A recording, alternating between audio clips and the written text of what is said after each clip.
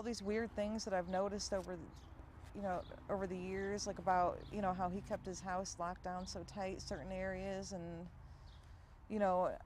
how if we'd be out at my grandma's having dinner, he would disappear for, for an hour or so and then come back, and there would be no explanation where he went. Like, everything's making sense now. It's all adding up. And I'm disgusted. I'm horrified. Did you ever try to get into that basement? Not since when I was very young, when my mom was still living there. I did pick the locks on the basement, because there was a cheap master lock on the door. Picked the lock and we went snooping. And I remember there being a fish tank down there, which was odd because there was nobody down there to look at the fish. Did you ever see any signs of a 6-year-old there? I never saw signs in the house. I never saw, her with him. But about 2 months ago, he picked me up.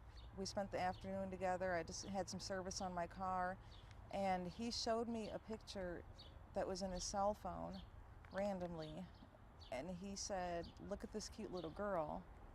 It was a face shot, and I said, "She's cute. Who is that?" And he said, "This is my girlfriend's child." And I said, "Dad, that girl looks like Emily. Emily's my younger sister." And he said, "No, that's not my child. That's my girlfriend's child by somebody else." Your family is attached to this stigma.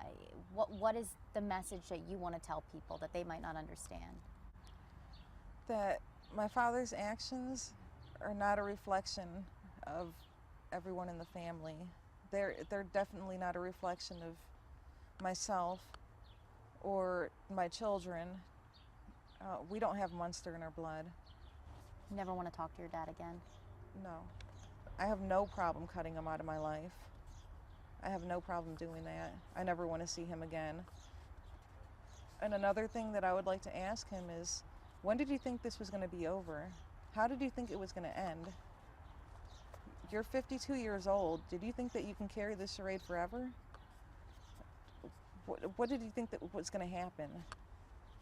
And eventually you would have been caught. And then what of these girls? What of your family? You didn't care. What message do you have for these girls? They're safe now. They're no longer there, but they were held captive and their whole lives were turned upside down. I mean, what message do you have for these women and their families?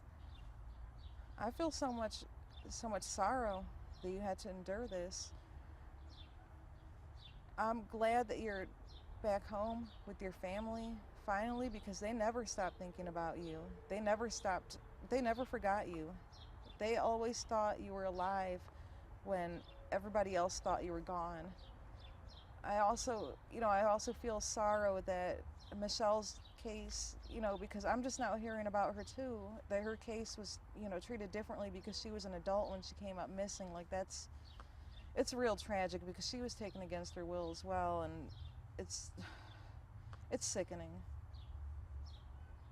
It's sickening because that could be anybody in that position. In a blink of an eye, you can be abducted, brutalized, and nobody would ever know it. You could be right around the corner and nobody would ever know it. This just goes to show. Do you want to see them at all? What would you like to see them at any point? I would love to see them. I would love to see the little girl Jocelyn, but I don't want to pressure them at all. And that's maybe further down the road. Maybe it'll be a possibility. I would really love that, but right now these girls need to heal.